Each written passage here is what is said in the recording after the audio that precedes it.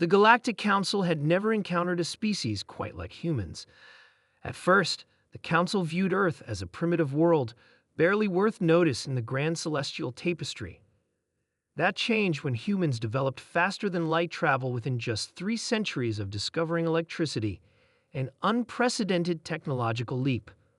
Ambassador James Miller stood before the council, his posture rigid with tension. The massive chamber housed representatives from over 200 civilizations, all regarding the human with expressions ranging from curiosity to disdain. "We have only one warning to offer," James declared, his voice echoing through the chamber. "Do not attempt to colonize, invade, or interfere with Earth or any human settlement. We will defend ourselves, and we will not show mercy to aggressors." The chamber erupted in laughter. The Viraxians, a race of silicon-based beings who had conquered 17 worlds, found human bravado particularly amusing. "And how would your species defend itself against powers that have existed for millions of years?" asked Supreme Councilor Trell, his translucent tendrils rippling with amusement. "Your species still fights among itself over resources and ideology." James simply nodded.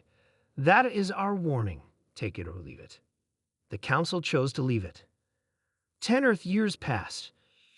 Humanity expanded cautiously into nearby star systems, establishing research outposts and mining facilities while maintaining a respectful distance from worlds claimed by other species.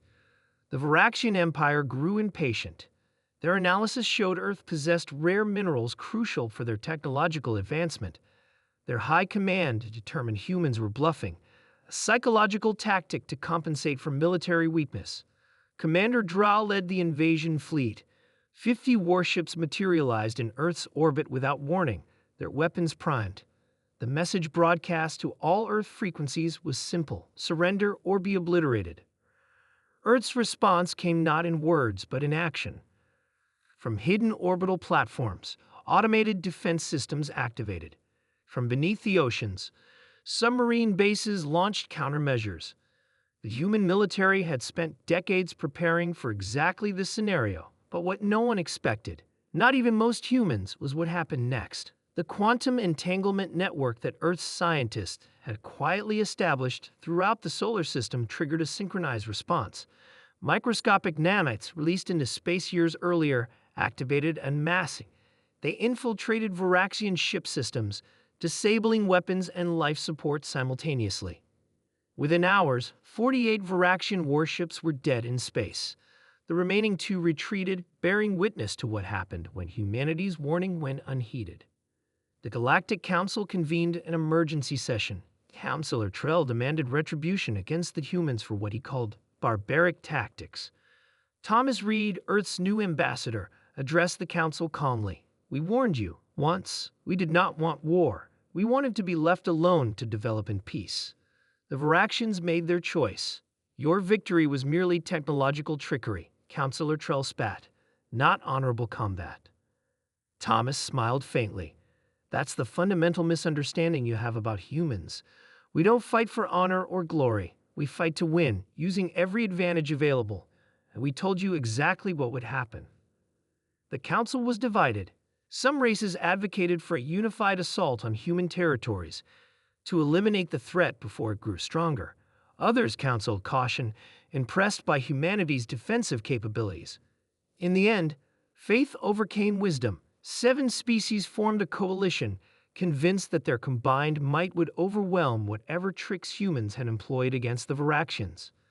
They were wrong. When the coalition fleet approached Earth, they encountered no resistance at first. Then, one by one, their ships began experiencing catastrophic failures. Some imploded as their artificial gravity reversed. Others found their weapons firing upon allied vessels. A few simply vanished, transported into the heart of the nearest star through artificial wormholes.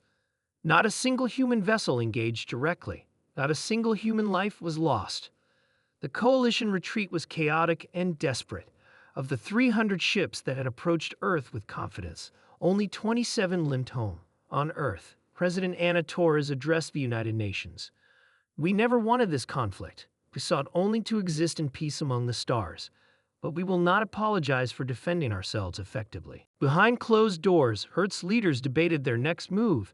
General Michael Ortiz argued for a preemptive strike against potential aggressors. They'll keep coming unless we show them the true extent of our capabilities.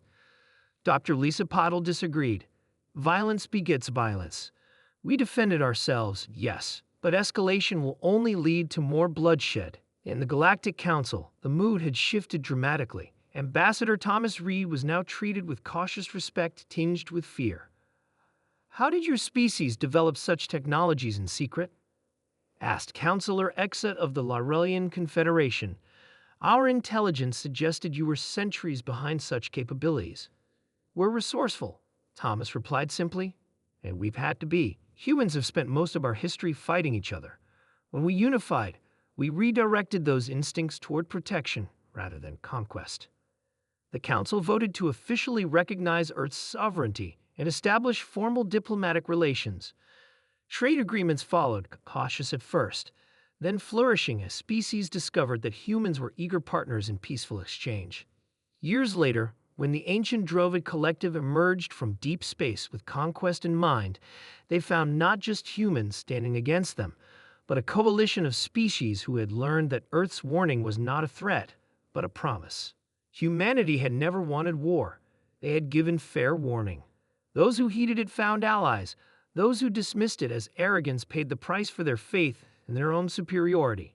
In the end, it wasn't human weapons that changed the galaxy, but the realization that spread among the stars. Sometimes the quietest warnings deserve the most attention.